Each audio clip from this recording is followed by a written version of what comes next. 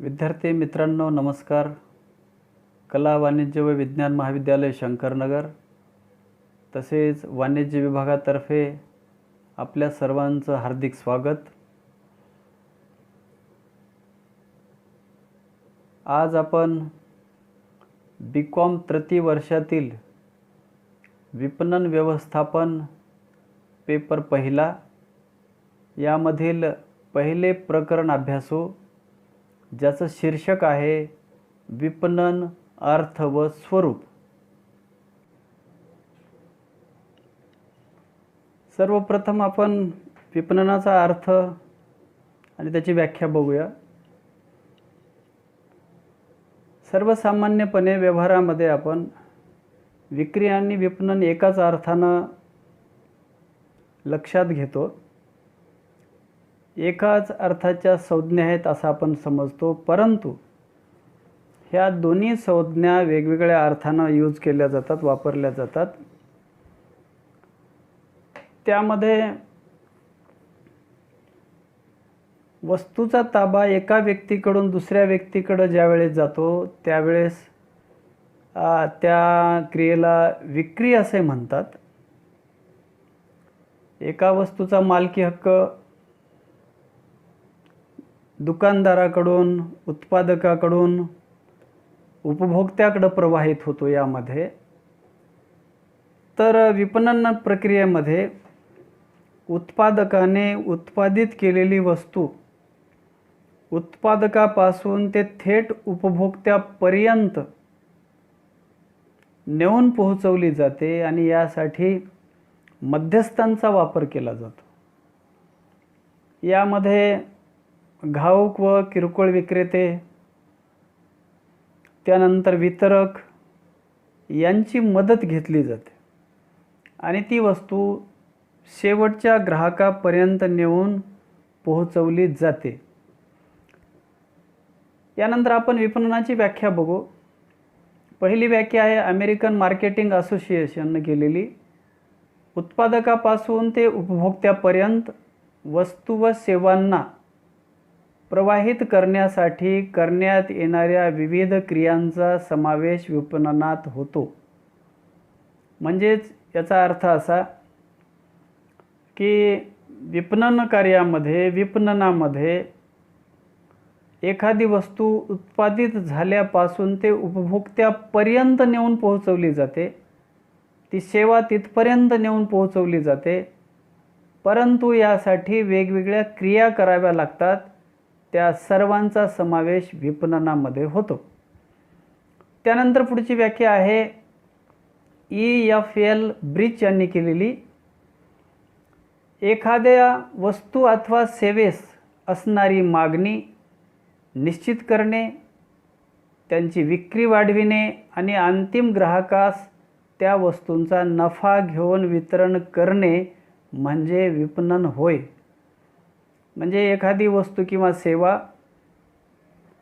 उत्पादित झाल्यानंतर त्यास मागणी निश्चित करणे, मागणी कुठं आहे ते शोधणे, त्या वस्तू आणि सेवेची विक्री वाढविणे त्यासाठी प्रयत्न करणे आणि ती वस्तू आणि सेवा अंतिम ग्राहकापर्यंत नेऊन पोहोचवणे आणि त्या बदल्यामध्ये नफा कमावणे, या अर्थानं विपणनाची व्याख्या या ठिकाणी करण्यात आलेली आहे. त्यानंतर पुढचा पार्ट पाहू आपण.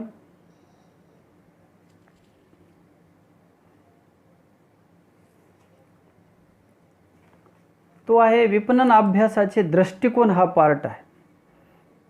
अनेक अंगानं विपणनाचा अभ्यास केला जातो. अनेक दृष्टिकोनातून विपणनाचा अभ्यास केला जातो. त्यापैकीच हे काही दृष्टिकोन आहेत.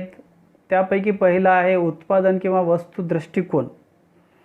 यामध्ये मूळ उत्पादकापासून त्यांच्या अंतिम ग्राहकापर्यंतच्या सर्व संबंधित क्रियांचा समावेश, म्हणजे वस्तू उत्पादित झाल्यापासून शेवटी ग्राहकांच्या हातात पडेपर्यंतच्या सर्व संबंधित क्रियांचा समावेश ह्या वस्तू दृष्टिकोनामध्ये समाविष्ट केला जातो, त्या दृष्टीने त्याचा अभ्यास केला जातो. मग यामध्ये कोणकोणत्या क्रियांचा समावेश होतो? तर यामध्ये आहे वस्तूंचा पुरवठा करणे, मागणीचा प्रवाह काय आहे तो लक्षात घेणे, वाहतूक व्यवस्था प्रभावीपणे राबवणे, साठवणूक आणि वस्तूची पॅकेजिंग व्यवस्थित करणे आणि या सर्व बाबीसाठी लागणारा जो अर्थपुरवठा आहे तो अर्थपुरवठा करणे. या अनुषंगानं या दृष्टिकोनामध्ये या बाबींचा अभ्यास केला जातो. त्यानंतर आहे संस्थात्मक दृष्टिकोन. वस्तू उत्पादित झाल्यापासून ती शेवटच्या ग्राहकांच्या हातात पडेपर्यंत त्या वस्तूचा प्रवास सुरू होतो. मग या प्रवासाच्या दरम्यान या विपणन कार्यामध्ये ज्या ज्या काही संस्था समाविष्ट झालेल्या असतात त्या सर्वांच्या कार्यप्रणालीचा अभ्यास, त्याचं विश्लेषण या संस्थात्मक ॲप्रोचमध्ये दृष्टिकोनामध्ये केला जातो. या प्रक्रियेमध्ये जे मध्यस्थ आहेत, घाऊक आणि किरकोळ विक्रेते आहेत, आयात निर्यातदार आहेत, गोदाम व्यवस्था राबवणारे व्यक्ती आहेत, ह्या सर्वांचा त्यांच्या कार्यांचा अभ्यास यामध्ये केला जातो. त्यानंतर पुढचा मुद्दा आहे कार्यात्मक दृष्टिकोन. विपणनामध्ये जे जे काही कार्य केलं जातं त्या अनेक कार्यांचा तपशीलवार अभ्यास यामध्ये केला जातो, त्यावर प्रकाश टाकला जातो.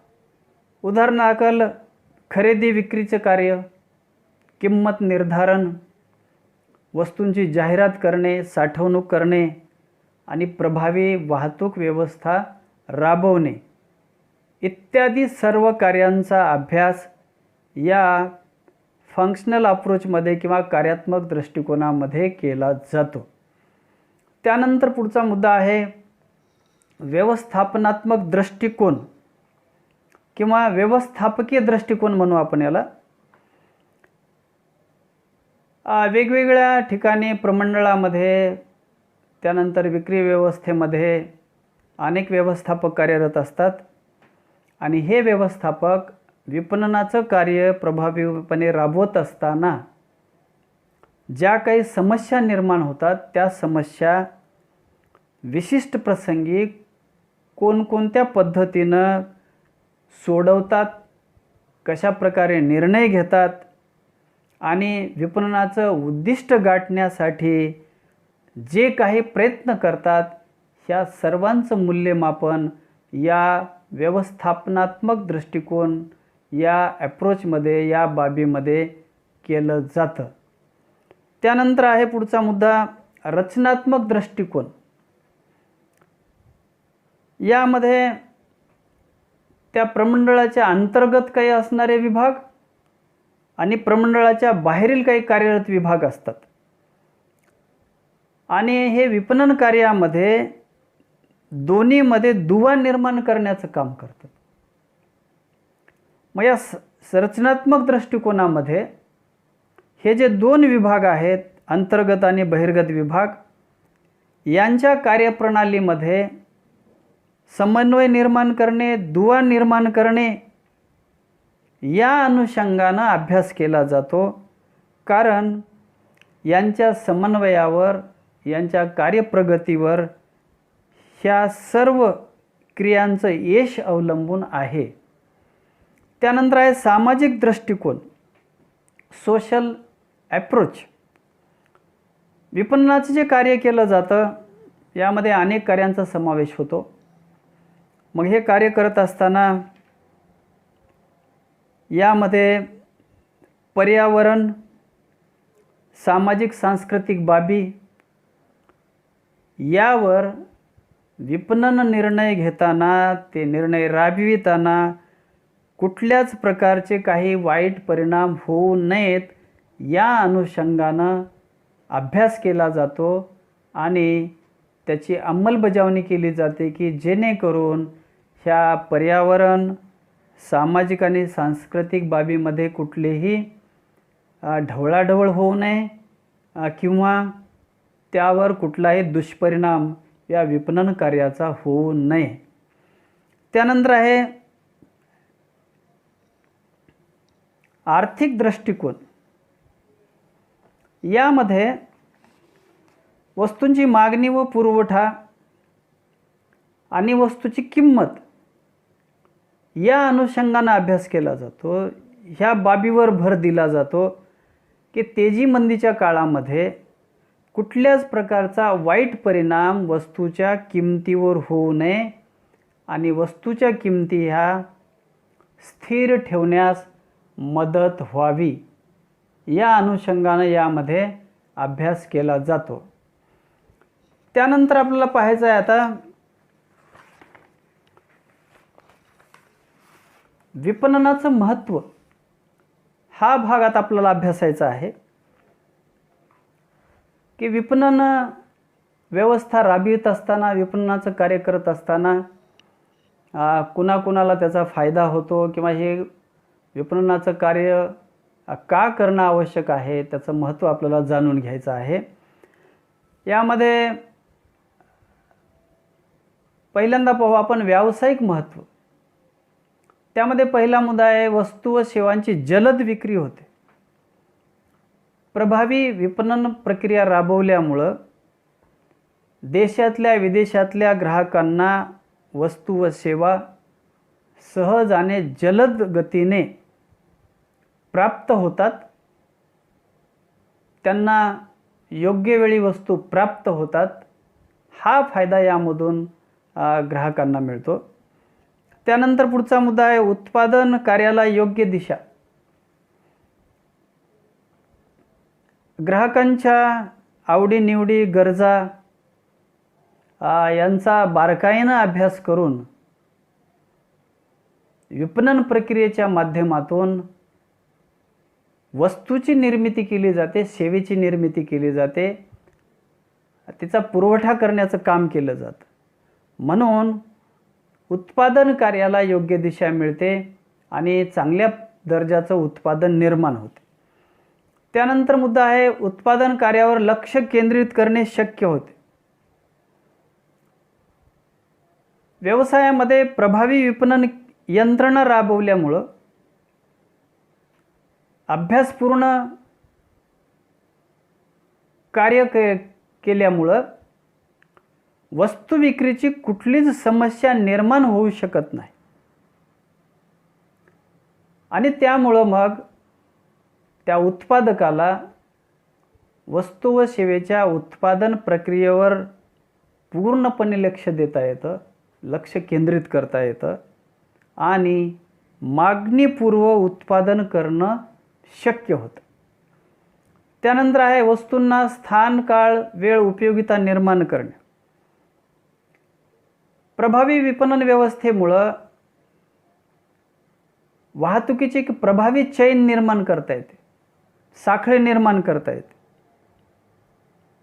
आणि ह्या वाहतूक यंत्रणेच्या माध्यमातून अचूक वेळी, अचूक ठिकाणी वस्तू आणि सेवेचा पुरवठा करणं शक्य होतं. त्यामुळं ग्राहकांना त्या वस्तू योग्य वेळी आणि योग्य कामासाठी प्राप्त होतात, त्याचा वापर त्यांना करता येतो. त्यानंतर आहे मोठ्या प्रमाणावरील उत्पादनाचे फायदे. गतिमान विपणन व्यवस्थेमुळे विक्रीमध्ये वृद्धी होण्यास तर मदत होतेच, त्यासोबतच घटत्या उत्पादन खर्चाच्या सिद्धांतानुसार उत्पादन खर्चसुद्धा कमी येतो आणि त्याचा फायदा म्हणजे व्यवसायाला मोठ्या प्रमाणात नफा प्राप्त होतो. हे एक महत्त्व विपणनाचं या ठिकाणी विशद करता येईल. त्यानंतर आहे व्यापक बाजारपेठ प्राप्त करणे. प्रभावी विपणन व्यवस्था जर आपण राबविली तर त्याचा फायदा असा होतो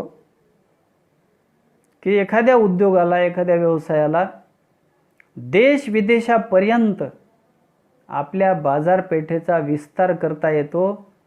एवढ्या मोठ्या प्रमाणामध्ये वस्तू विदेशापर्यंत नेऊन पोहोचवता येते, हे एक महत्त्व या ठिकाणी आपल्याला पाहता येईल. त्यानंतर आपण पुढच्या भागाकडे वळूयात.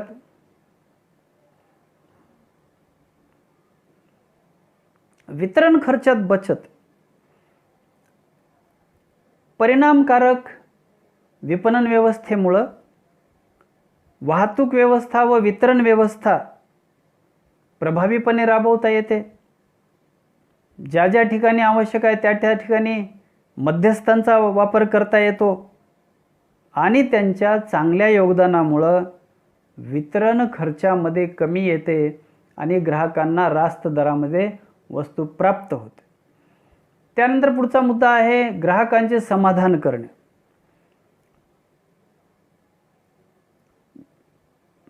विपणन व्यवस्थेमध्ये ग्राहकांचा अनेक अंगांना अभ्यास केला जातो. त्यांच्या बदलत्या गरजा लक्षात घेतल्या जातात. आवडीनिवडी, चालीरीती, रूढी, परंपरा, सवयी यांचा अभ्यास केला जातो आणि त्या अनुषंगानं वस्तूची निर्मिती केली जाते आणि अशा प्रकारच्या निर्माण केलेल्या वस्तू लोकांना आवडायला लागतात आणि मग ग्राहकांना त्या वस्तूच्या वापरापासूनचं समाधान प्राप्त होतं. त्यानंतर आहे मोठा आर्थिक लाभ प्राप्त करणे. कार्यक्षम विपणन व्यवस्थेमुळे ज्या ज्या ठिकाणी शक्य आहे त्या त्या ठिकाणी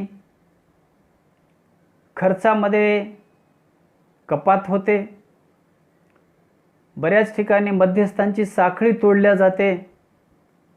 प्रभावी विक्री व्यवस्थेचा अवलंब केला जातो. त्यामुळं त्या उद्योग व्यवसायाला मोठ्या प्रमाणात आर्थिक लाभ मिळतो. त्यानंतर आहे उत्पादन क्षमतेचा पूर्ण वापर. त्या व्यवसायाकडे असणारी जी उत्पादनासाठीची जी साधनं आहेत, उच्च मनुष्यबळ आहे, अद्ययावत यंत्रसामुग्री आहे, यांचा वापरसुद्धा प्रभावी होणं आवश्यक आहे आणि यासाठी त्यांच्याकडे असणारी उच्च दर्जाची विपणन प्रणाली त्यांना मदत करते आणि त्यामुळं उत्पादन क्षमतेचा पूर्ण वापर करून त्यांना उच्च दर्जाची वस्तू आणि सेवा निर्माण करता येते. त्यानंतर आहे रास्त दराने वस्तू व सेवांची विक्री. प्रभावी विपणन आणि त्यासोबतच प्रभावीपणे कार्य करण्याची क्षमता, यामुळं उत्पादन व वितरण खर्चामध्ये मोठी बचत होते. आणि दुसरा फायदा असा होतो की उत्पादन खर्चामध्ये बचत झाल्यामुळं, वितरण खर्चामध्ये बचत झाल्यामुळं शेवटच्या ग्राहकाला ती वस्तू आणि सेवा रास्त दरानं, कमीत कमी दरानं प्राप्त होते. यानंतर पाहू आपण ग्राहकांच्या ज्ञानात वाढ होते. आपले जे ग्राहक आहेत त्या ग्राहकांना उत्पादक प्रभावी विपणनाच्या माध्यमातून जाहिरातीद्वारे जी नवीन वस्तू त्यांनी बाजारपेठेमध्ये आणलेली आहे त्याचे गुणधर्म, ती वस्तू कशी वापरायची, किमतीत कोणता बदल झालेला आहे, ह्या सर्व बाबीची माहिती देतात आणि त्यामुळं काय होतं तर ग्राहकांच्या ज्ञानामध्ये मोठ्या प्रमाणामध्ये वाढ होते. ग्राहकांना ती वस्तू कशी वापरावी, त्याचा उपभोग कसा घ्यावा याचं ज्ञान मिळतं. त्यानंतर आपण पुढील भागाकडे वळूयात.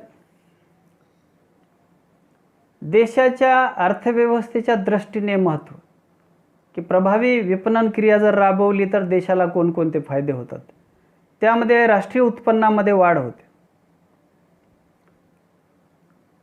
वस्तू उत्पादन करण्यासोबतच प्रभावीपणे त्यांची विक्री होणं सुद्धा आवश्यक आहे. जेवढी विक्री वाढ होईल तेवढी उत्पादनामध्ये वाढ करता येते. जेवढं उत्पादन वाढेल तेवढं प्रमंडळाचं उत्पन्न वाढतं. प्रमंडळाचं उत्पन्न वाढेल तर शासनाला मोठ्या प्रमाणात टॅक्स मिळतो आणि त्या टॅक्समधून शासनाला वेगवेगळ्या योजना राबवता येतात. म्हणजेच पर्यायानं लोकांना उच्च दर्जाचं राहणीमान प्राप्त होतं, कारण शासन त्या टॅक्समधून चांगल्या अशा समाज उपयोगी योजना राबवू शकते आणि लोकांना मग बेहतर जीवनमान प्राप्त होतं. त्यानंतर आर्थिक विकासात वाढ. देशातील जी साधन सामुग्री आहे, मोठ्या प्रमाणावर मनुष्यबळ आहे, यांचा पर्याप्त वापर करून प्रभावी विपणनाच्या माध्यमातून जनतेच्याही उत्पन्नामध्ये वाढ करता येते. जनतेचं उत्पन्न वाढतं, तसंच त्यांना मग गुंतवणुकीच्या संधी निर्माण होतात. गुंतवणुकीमधून भांडवल निर्मिती होते आणि भांडवलाच्या माध्यमातून देशाचा आर्थिक विकास साध्य करता येतो. यानंतर पाहू आपण वाहतूक व दळणवळण साधनांचा विकास. प्रभावी विपणनाचा एक भाग आहे वाहतूक आणि दळणवळण. प्रभावी विपणन यंत्रणा राबवायचं असेल तर वस्तूच्या वितरणासाठी वाहतूक आणि दळणवळणाच्या साधनांचा विकास होणं आवश्यक आहे आणि ह्या विपणनाच्या माध्यमातून देशातील वाहतूक व दळणवळणाच्या सोयीचा विकास मोठ्या प्रमाणात केला जातो. त्या सर्वांचा फायदा व्यवसायासोबतच देशातील जनतेला सुद्धा होतो.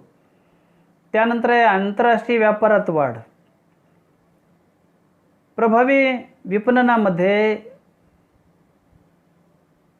वेगवेगळं संशोधन केलं जातं, नवनवीन बाजारपेठांचा शोध घेतला जातो आणि त्यामधून मग आपली वस्तू देश आणि विदेशापर्यंत जाऊन पोहोचते. भौगोलिक कक्षा रुंदावतात. उत्तरोत्तर व्यवसायाचा विकास होतो आणि आंतरराष्ट्रीय व्यापारामध्ये आपल्या वाढ होत जाते आणि आपल्या देशामध्ये परकीय चलनाचा ओघ वाढतो. त्यानंतर आहे उत्पादन साधने व क्षमतेचा पूर्ण वापर. संबंधित उद्योगाकडं जी उत्पादनाची साधनं आहेत, अद्ययावत तंत्रज्ञानावर आधारित यंत्रसामुग्री आहे, उच्च दर्जाचं मनुष्यबळ आहे, यांचा पूर्ण वापर होणं आवश्यक आहे. ज्यावेळेस विपणन व्यवस्था मजबूत असेल, प्रभावी असेल, त्याच वेळेस वस्तूंना सेवांना उठाव येतो, मागणी वाढते आणि ह्या मग उत्पादन साधनांचा पूर्ण क्षमतेनं वापर करणं शक्य होतं. यानंतर आहे रोजगार निर्मिती. प्रभावी विपणन व्यवस्थेमध्ये अनेक यंत्रणांचा वापर केला जातो, कार्यांचा समावेश होतो. याच्यामध्ये किरकोळ व्यापारी आहेत, घाऊक व्यापारी आहेत, आणखीन वाहतूक व्यवस्था आहे, गुदामे आहेत. या ठिकाणी काम करणारे जे लोक आहेत यांच्या संख्येमध्ये वाढ होते, कारण तेवढ्याच प्रमाणामध्ये घाऊक व्यापार, किरकोळ व्यापार वाढतो, गोदामांची व्यवस्था वाढते, वाहतूक यंत्रणा प्रभावीपणे राबवावी लागते, त्या ठिकाणी लोकांची गरज भासते आणि त्यामुळं मग रोजगारांच्या मोठ्या संधी निर्माण होतात. देशातील रिकाम्या हातांना काम मिळते. त्यानंतर आहे किंमत स्थैर्यास मदत. प्रभावी विपणन व्यवस्थेमधून, यंत्रणेमधून मागणी व पुरवठ्यामध्ये समन्वय साधला जातो आणि मागणी व पुरवठ्यात समन्वय निर्माण झाल्यामुळं कुठल्याच प्रकारच्या वस्तूंची टंचाई निर्माण न होता सहजासहजी लोकांना वस्तू प्राप्त होतात. म्हणून मग त्या वस्तूंची किंमत स्थिर ठेवणं, राखणं शक्य होतं. आणि त्यानंतर आहे लोकांच्या जीवनमानामध्ये वाढ. लोकांना हव्या तशा वस्तू हव्या त्यावेळी मुबलक प्रमाणामध्ये प्राप्त होतात. प्रभावी विपणनामुळं उत्पादन खर्च कमी होतो, म्हणजेच लोकांना वस्तू व सेवा रास्त दरामध्ये मिळतात. म्हणजे देशातील जनतेला त्या वस्तू खरेदी करून त्याचा उपभोग घेणं शक्य होतं आणि त्यामुळं लोकांच्या जीवनमानामध्ये मग मोठ्या प्रमाणामध्ये सुधारणा घडून येते. यानंतर आपण पुढील भागाकडे वळूयात. विपणनाचे स्वरूप व व्याप्ती हा भाग आहे तो, की या विपणनामध्ये कोणकोणत्या क्रिया केल्या जातात, काय काय घडतं, विपणनाचं स्वरूप काय आहे आणि त्याची व्याप्ती कुठवर पसरलेली आहे हे आपल्याला यावरून लक्षात येतं. त्यामधला पहिला मुद्दा आहे उत्पादन व सेवांचे एकत्रीकरण. विपणनामध्ये वस्तू आणि सेवा ज्यांची विक्री केली जाणार आहे त्यांचं एकत्रीकरण केलं जातं, साठवून ठेवल्या जातात त्या आणि त्या योग्य दिशेनं प्रवाहित केल्या जातात. त्यानंतर नंबर 2 आहे विपणन संशोधन. विपणनामध्ये विपणन संशोधन केलं जातं, बाजारपेठेचा शोध घेतला जातो, नवनवीन बाजारपेठा, नवनवीन ग्राहक यांचा शोध घेतला जातो, त्यांच्या आवडीनिवडी सवयींचा शोध घेतला जातो. म्हणजे त्यांच्या गरजेनुसार आवडीनिवडीनुसार आपणांना त्यांच्यापर्यंत वस्तू नेऊन पोहोचवता येतात, त्यांना त्याचा पुरवठा करता येतो. त्यानंतर आहे वितरण साखळी. विपणनाच्या माध्यमातून प्रभावी अशी वितरणाची साखळी निर्माण केली जाते. वस्तू व सेवा योग्य वेळी ग्राहकांपर्यंत नेऊन पोहोचवल्या जातात. देशातल्या कान्याकोपऱ्यापर्यंतच्या ग्राहकापर्यंत वस्तू आणि सेवा पोहोचविल्या जातात आणि त्यासाठी ही वितरण साखळी मदत करते. त्यानंतर आहे भौतिक वितरण. भौतिक वितरणामध्ये वाहतूक सेवा, गुदामे व साठवणूक यांचा समावेश होतो आणि यानंतर यामधून मागणीनुसार ग्राहकांच्या किंवा घाऊक आणि किरकोळ व्यापाऱ्यांच्या आदेशानुसार मालांची विक्री करण्यासाठी त्या वस्तूंचं वितरण केलं जातं आणि त्या वस्तू मग ग्राहकांच्या दारापर्यंत जाऊन पोहोचू शकतात. त्यानंतर आहे भौगोलिक कक्षा व विस्तार. मागं चर्चा केल्याप्रमाणेच जेवढी विपणन प्रणाली तुमची मजबूत असेल, प्रगल्भ असेल, परिणामकारक असेल, तेवढीच तुमच्या वस्तू व सेवेची बाजारपेठ विस्तारित होत जाते, तिचा विस्तार होतो आणि ही बाजारपेठ देशापासून विदेशापर्यंत जाऊन पोहोचते. यानंतर पाहू आपण वस्तूंची जाहिरात आणि प्रसिद्धी निर्णय. जर नवीन वस्तू बाजारपेठेमध्ये आणायची असेल, नव्यानं ती वस्तू लॉन्च करायची असेल, तर त्या वस्तू व सेवांची लोकांना माहिती होणे आवश्यक आहे आणि ही माहिती करून देण्यासाठी वेगवेगळ्या माध्यमांचा वापर करून विपणनाच्या साहाय्यानं त्या वस्तूची जाहिरात आणि प्रसिद्धी केली जाते. जाहिरात करणे आणि प्रसिद्धी करणे हे एक विपणनाचं महत्त्वाचं कार्य आहे आणि हे यामधून केलं जातं. त्यानंतर आहे ग्राहक समाधान कृती. ग्राहकांचं समाधान करण्यासाठी काही कृती करणे. काय करायला पाहिजे यामध्ये? ग्राहकांना त्यांच्या आवडीनिवडीनुसार, गरजेनुसार वस्तूंची निर्मिती करणे आणि त्याचा पुरवठा करणे. त्यांच्या आवडीनिवडी लक्षात घेणे, सवयी लक्षात घेणे आणि त्यांना जसं समाधान प्राप्त करून देईल अशाच प्रकारची वस्तू आणि सेवा निर्माण करून त्याचा पुरवठा ग्राहकांना करणे. त्यानंतर आहे पर्यावरण विश्लेषण. आपलं विपणनाचं कार्य राबवित असताना, विपणनाचा प्रचार आणि प्रसार करत असताना पर्यावरणाला कुठलाही धोका पोहोचणार नाही याची काळजी यामध्ये घेणं आवश्यक आहे, की ज्यामुळं पर्यावरणाचं संवर्धन होऊ शकेल. त्यानंतर आहे ग्राहकांची प्रतिक्रिया. विपणनामध्ये ग्राहकांच्या प्रतिक्रिया जाणून घेणं आवश्यक आहे, कारण त्यानुसार वस्तू आणि सेवेच्या दर्जामध्ये बदल करता येतो, आकारामध्ये बदल करता येतो. किमतीबद्दल काही ग्राहकांच्या तक्रारी असतील तर त्यावर विचार करता येतो आणि त्यावर मग योग्य असे सोल्युशन काढता येतं. म्हणून ग्राहकांच्या प्रतिक्रियासुद्धा जाणून घेणं अत्यंत आवश्यक आहे. त्यानंतर आहे समाजाप्रती उत्तरदायित्व. उद्योग व्यवसाय स्थापन करणं, प्रभावी विपणन यंत्रणा राबवणं एवढ्यापर्यंतच विपणन काही असं मर्यादित नाही, तर समाजाप्रतीसुद्धा उत्तरदायित्व आपलं काही असतं हे जाणून घेणं आवश्यक आहे. मग समाजाच्या उत्थानासाठी, समाजाच्या सेवेसाठी काही कार्य करणं आवश्यक आहे, की ज्यामध्ये मग हेल्थ कॅम्प घेणे, प्लांटेशन करणे, वनीकरण करणे, वृक्ष लागवड करणे.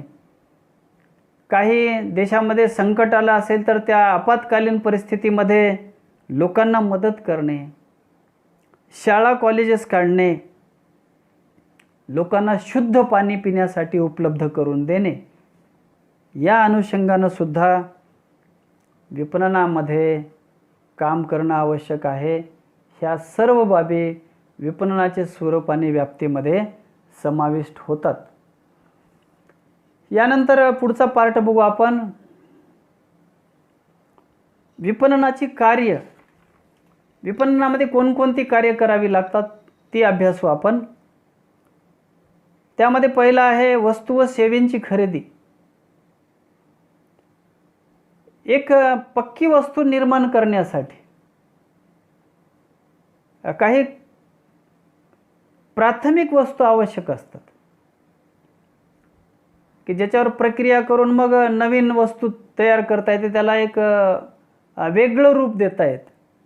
म्हणून अशी वस्तू किंवा सेवेची खरेदी विपणनामध्ये केली जाते आणि त्याचा मग पुरवठा ग्राहकांपर्यंत केला जातो.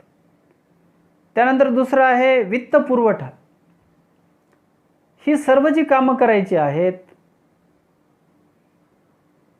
वस्तू निर्माण करायची आहे, साठवणूक करायची आहे, वाहतूक करायची आहे, जाहिरातबाजी करायची आहे, ह्या सर्व बाबी पूर्ण करण्यासाठी, योग्य प्रकारे राबवण्यासाठी मोठ्या प्रमाणात वित्तपुरवठासुद्धा आवश्यक आहे. आणि हे वित्तपुरवठा वेगवेगळ्या माध्यमातून करण्याचं कार्यसुद्धा विपणनामध्ये केलं जातं. त्यानंतर आहे वस्तू व सेवेचे उत्पादन. जशी तयार वस्तू आपल्याला एखाद्या कारखान्याकडून प्राप्त होऊ शकते, तशीच काही कारखान्यांमध्ये वस्तू व सेवांचं उत्पादनही करावं लागतं आणि तो सुद्धा एक विपणनाच्या कार्याचाच भाग आहे. ग्राहकांच्या आवडीनिवडी लक्षात घेऊन योग्य वेळी, योग्य प्रमाणात, मागणीच्या प्रमाणामध्ये वस्तू व सेवांचं उत्पादन करणं सुद्धा आवश्यक आहे, की जेणेकरून ग्राहकांना मागता क्षणी वस्तू प्राप्त होईल. त्यानंतर पुढचा मुद्दा आहे जोखीम पत्करणे. व्यवसायामध्ये जोखीम पत्करावीच लागते. विपणनाचं कार्य करत असताना सुद्धा अनेक स्पर्धक असतात, अनेक स्पर्धा करणाऱ्या वस्तू असतात, शासकीय ध्येय धोरणं असतात, की ज्यामुळं आपल्या व्यवसायावर त्याचा काही बरा आणि वाईट परिणाम होऊ शकतो. म्हणून या अनिश्चिततेच्या वातावरणामध्ये जोखीम पत्करून विपणनाची कार्य पार पाडावी लागतात. त्यानंतर पुढचा मुद्दा आहे किंमत ठरविणे. विपणनाचं एक महत्त्वाचं कार्य आहे. वस्तू उत्पादित करायची आहे किंवा वस्तूचा संग्रह करायचा आहे आणि त्याची विक्री करायची आहे. परंतु ते विक्री करत असताना आपल्या वस्तूची किंमत आणि स्पर्धकांच्या वस्तूची किंमत याचा विचार करून किंमत निर्धारित करायची आहे, की ज्यामुळं आपल्या वस्तूची किंमत माफक राहील आणि ग्राहकांना ती खरेदी करणं सुद्धा परवडेल. अशा प्रकारची किंमत निर्धारण यंत्रणा विपणनामध्ये राबविली जाते. त्यानंतर आहे वस्तू व सेवांचे वितरण. वस्तू निर्माण करणे किंवा संग्रहण करून थांबता येत नाही या ठिकाणी. तर अशा गुणवत्तापूर्ण वितरण साखळीची निर्मिती करणं आवश्यक आहे, की ज्या माध्यमातून ग्राहकांना वस्तू आणि सेवा अचूक वेळी आणि त्यांच्या गरजेनुसार प्राप्त होते. म्हणून अशी प्रभावी वितरण साखळी निर्माण करण्याचं कार्य हे विपणन करतं. त्यानंतर आहे विपणन संशोधन.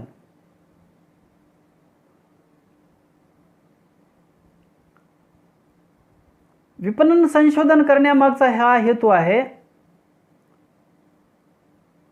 की यामधून आपल्या वस्तूशी कॉम्पीट करणाऱ्या वस्तू, त्यानंतर आपल्या वस्तूमधील उणिवा दोष, आपल्या वस्तूची किंमत, आपल्या वस्तूमध्ये करावे लागणारे आवश्यक बदल, ह्या सर्वांची माहिती आपल्याला विपणन संशोधनामधून प्राप्त होते. म्हणून विपणनामध्ये विपणन कार्यामध्ये विपणन संशोधन करणं अत्यंत आवश्यक आहे. त्यानंतर वस्तूची योग्य किमतीस विक्री. विपणन संशोधन केल्यानंतर, अनेक बाबींचा अभ्यास केल्यानंतर विपणनामध्ये फिक्स करावं लागतं की आता वस्तूची किंमत किती ठेवावी, सेवेची किंमत किती निर्धारित करावी, की ज्यामुळं लोकांना ती वस्तू घेणं परवडेल आणि त्यांना ती वस्तू खरेदी करता येईल आणि ते मग आपल्या वस्तूशी एकनिष्ठ राहतील, कायमचे ग्राहक बनतील. त्यानंतर आहे वस्तूचा दर्जा ठरविणे.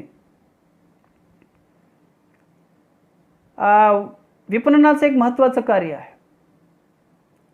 यामध्ये वस्तूंचं सातत्यानं मूल्यमापन केलं जातं, सेवेचं मूल्यमापन केलं जातं आणि मग त्या वस्तूमध्ये असणारे जे दोष आहेत, दर्जा आहे, याची उकल केली जाते. आणि वाटलंच समजा काही त्रुटी आहेत, वस्तूचं वेस्टर्न चांगलं नाही आहे, तर त्यावेळेस त्या वस्तूचा दर्जा सुधारण्यासाठी योग्य ती कार्यवाही या विपणनामध्ये केली जाते. त्यानंतर आहे जाहिरात करणे. वस्तूमध्ये असणारे गुणधर्म, त्याचे फायदे, ती वापरण्याची पद्धती, आपल्या जुन्याच वस्तूमध्ये केलेले नवनवीन बदल, हे सर्व समजून सांगण्यासाठी विपणनामध्ये मोठ्या प्रमाणात प्रभावी जाहिरात यंत्रणा राबवणे आवश्यक आहे. आणि यामधून मग लोकांना त्या वस्तूमधील विविध बाबी समजावून सांगितल्या जातात. त्यानंतर आहे विक्रीनंतर सेवा. विक्रीनंतर काही सेवा ग्राहकांना प्रदान कराव्या लागतात, की ज्यामुळं ग्राहक आपल्या कंपनीशी, वस्तूशी मग कायमचे बांधले जातात. उदाहरणादाखल इलेक्ट्रॉनिक वस्तू आहेत की ज्यांची वॉरंटी आणि गॅरंटी दिली जाते, विक्रीनंतर सेवा देण्याचं वचन दिलं जातं आणि मग त्या लोकांना वेळोवेळी जर ही सेवा प्रदान केली तर हे ग्राहक आपल्या कंपनीशी एकनिष्ठ होतात आणि इनडायरेक्टली आपल्या त्या वस्तूचा प्रचार आणि प्रसारसुद्धा करतात. या अनुषंगानं ही विपणनाची कार्य अत्यंत महत्त्वाची आहेत. त्यानंतर आपण पुढील भागाकडे वळूयात.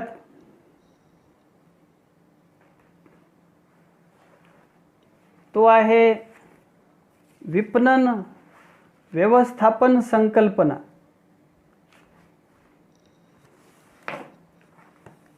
विपणनामध्ये काही संकल्पना आहेत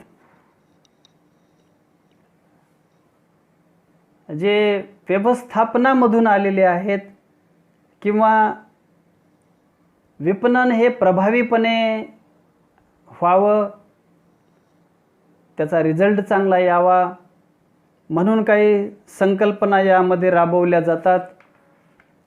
यासाठी जे व्यवस्थापकीय तत्व आहेत, व्यवस्थापकीय पद्धती आहे, त्यांचा वापर विपणनामध्ये केला जातो. दुसऱ्या शब्दामध्ये असं सांगता येईल की प्रभावी विपणनाचे जे इष्टांक आहेत, विक्रीचे इष्टांक आहेत, व्यवसायाचं उद्दिष्ट आहे, ते गाठण्यासाठी करण्यात येणारं जे नियोजन आहे, संघटन आहे, समन्वय आहे, तसेच नियंत्रण आहे, ह्या सर्व कार्यांचा समावेश विपणन व्यवस्थापन या संज्ञेमध्ये होतो, की ज्याचा अर्थ असा की विपणनाचं जे कार्य आहे ते कार्य अत्यंत प्रभावीपणे व्हावं, त्यामध्ये कुठल्याही कमतरता असू नयेत. म्हणून या अनुषंगानं विपणन व्यवस्थापन प्रणाली ही प्रभावीपणे राबवणं आवश्यक आहे. तर यामध्ये ज्या विपणन व्यवस्थापनाच्या संकल्पना आहेत त्या आपण अभ्यासू. त्यामध्ये पहिलं आहे समग्र संकल्पना.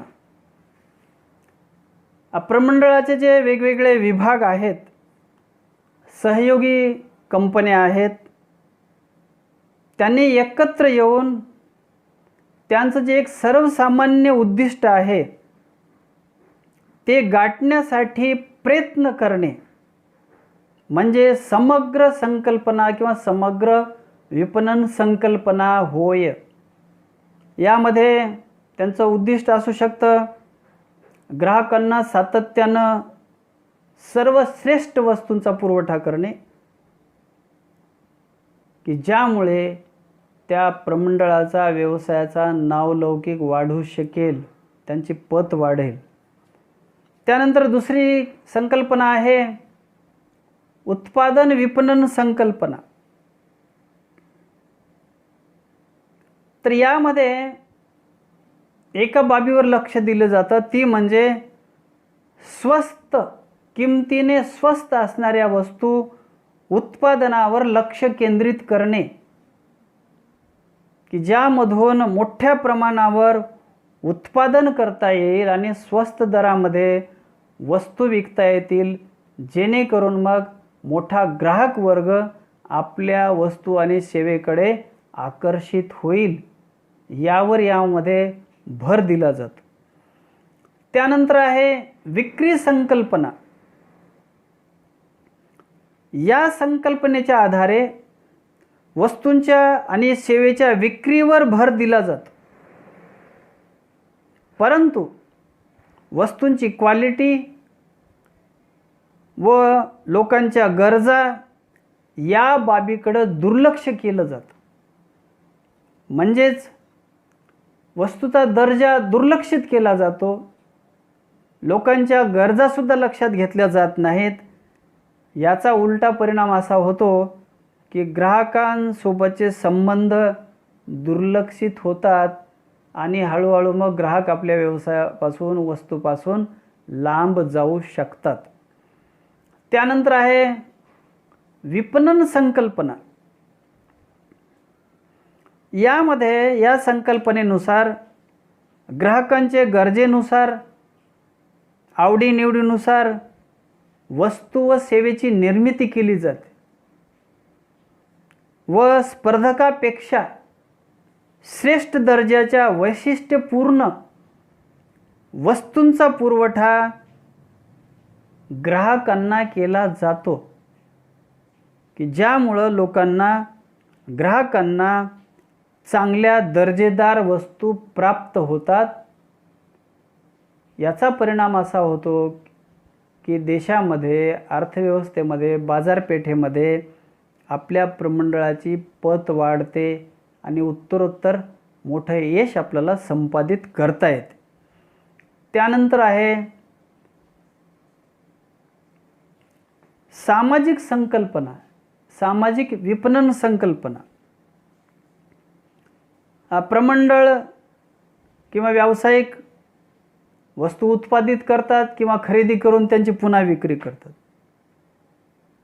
परंतु हे करत असताना फक्त नफा कमवणे हाच काही एवढा मोठा त्यांचा हेतू असू नये. यासोबतच समाजाचं कल्याणसुद्धा त्यांनी केलं पाहिजे. यासाठी त्यांनी मग साक्षरता कार्यक्रम राबवणं आवश्यक आहे. त्यानंतर दारिद्र्य निर्मूलनासाठी काही कार्यक्रम राबवणं आवश्यक आहे.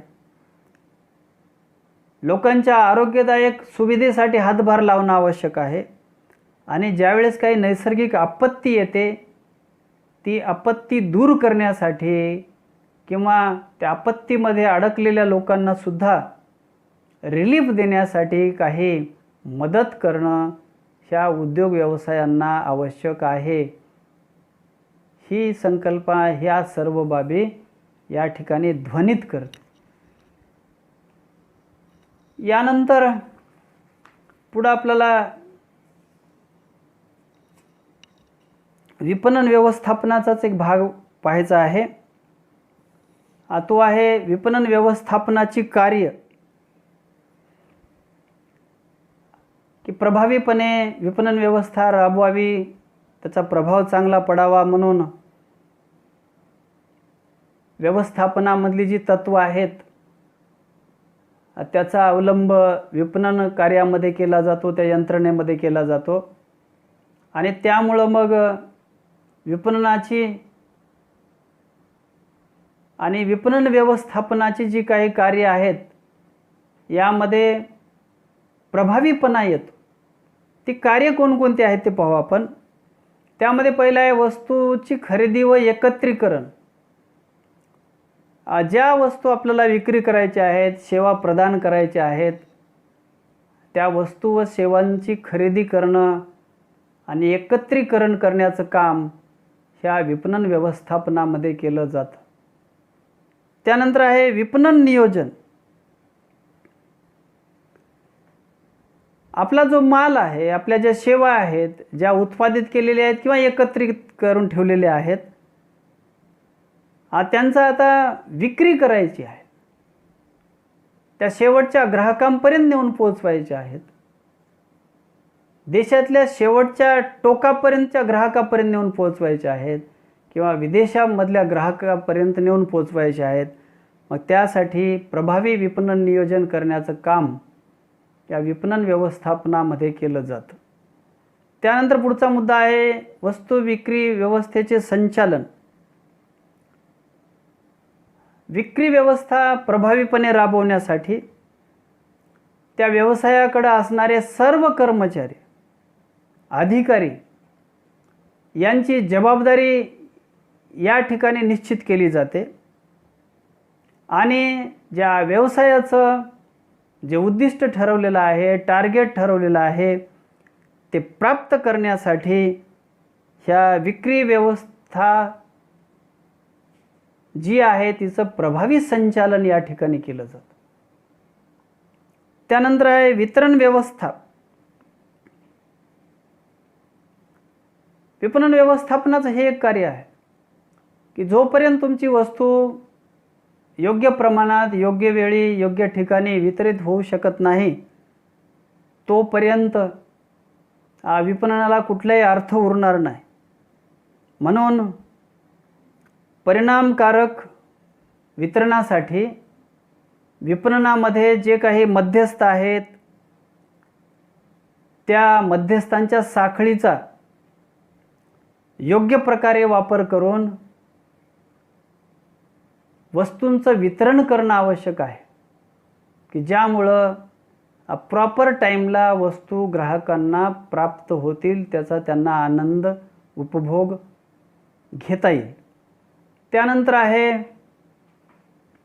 वस्तू व सेवेची साठवणूक. ज्या वस्तू आणि सेवांची आपल्याला विक्री करायची आहे त्यांची साठवणूक करणं आवश्यक आहे आणि मागणीनुसार त्याचा पुरवठा करणं आवश्यक आहे, ज्यामुळं वस्तूला स्थळ आणि काळ उपयोगिता प्राप्त होते. बाजारपेठेमध्ये वस्तूंचा अवाजवी सुळसुळाट होणार नाही या दृष्टिकोनातून वस्तू व सेवेची साठवणूक करणं आवश्यक आहे. त्यानंतर आहे वस्तूचे प्रमाणीकरण आणि प्रतवारी.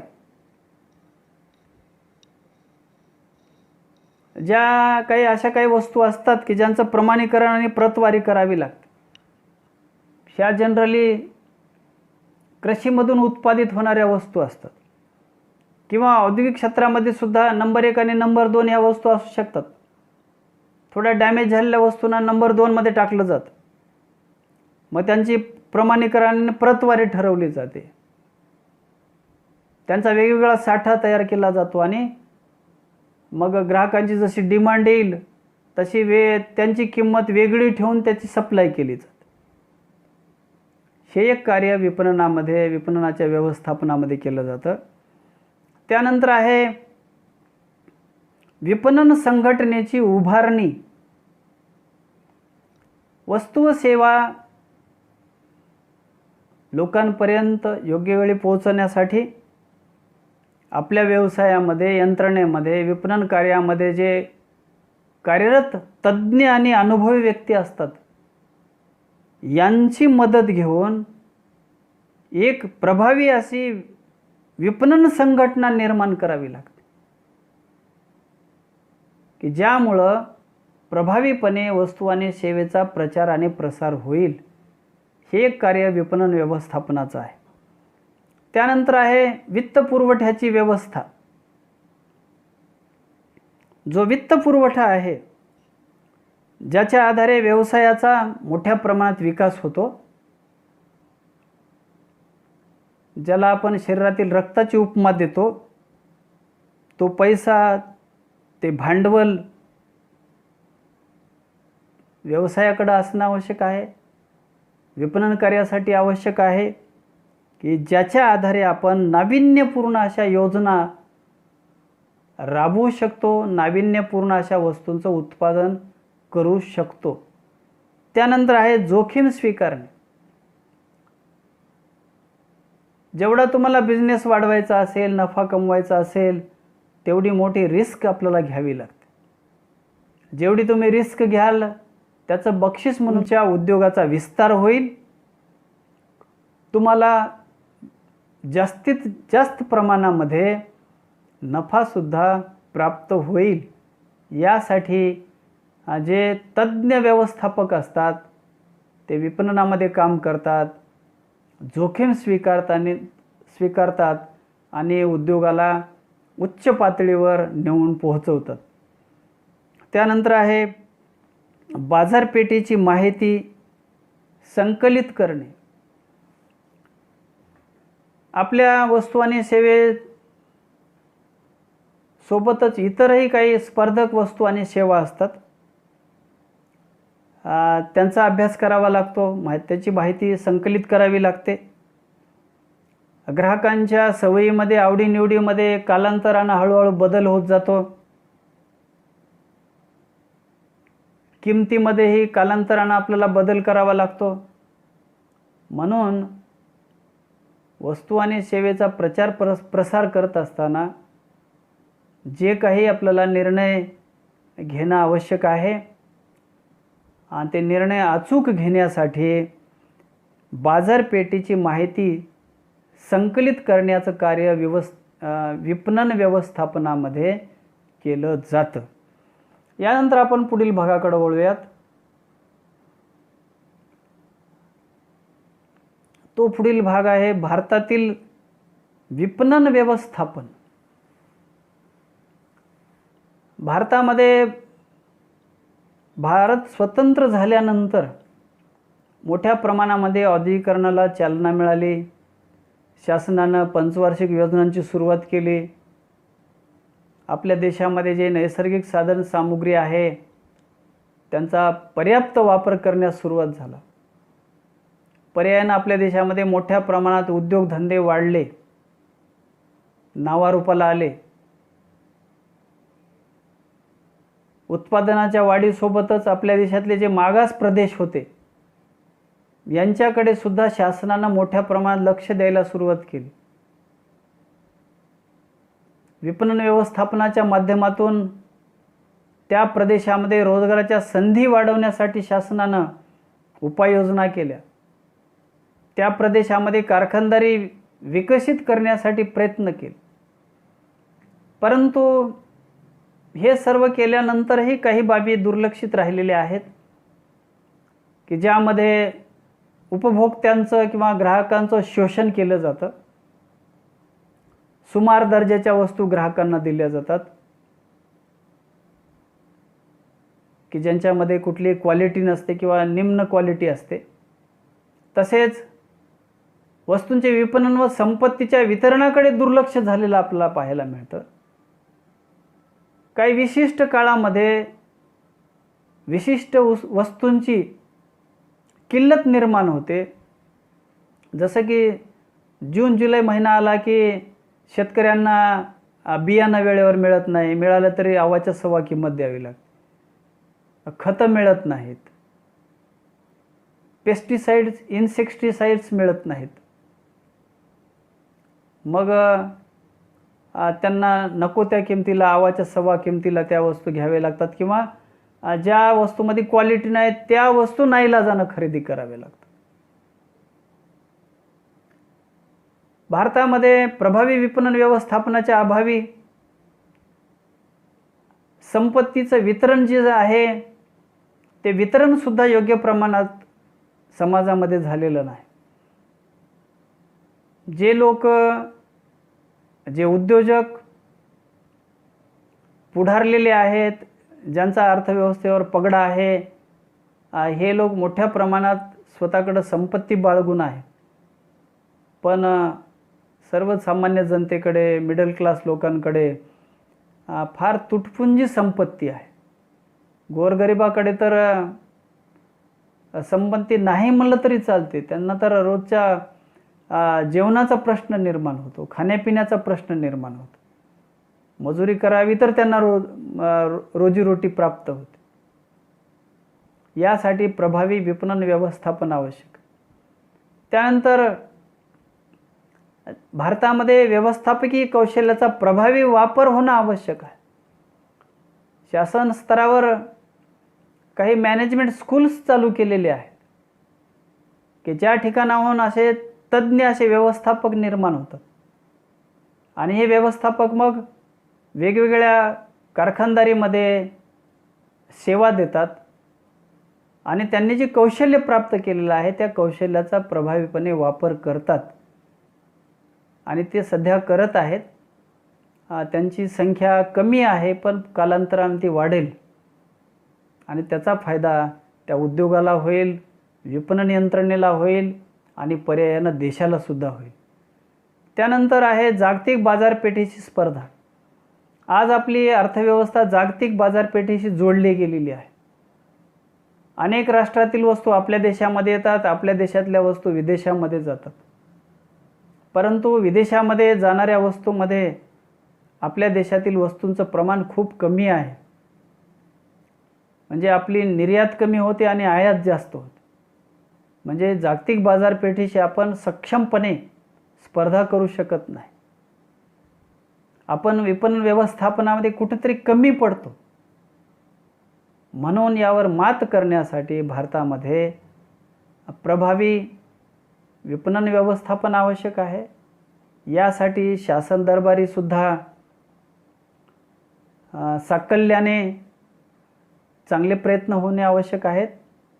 तसेच शैक्षणिक संस्थांनी सुद्धा चांगले व्यवस्थापक निर्माण केले पाहिजेत की ज्यामधून प्रभावी अशी विपणन यंत्रणा निर्माण होऊ शकेल, देशाचा विकास होईल आणि पर्यायानं अर्थव्यवस्थेचा सुद्धा विकास होईल. धन्यवाद. तर विद्यार्थी मित्रांनो, आपण पुन्हा भेटूयात. Okay, thanks.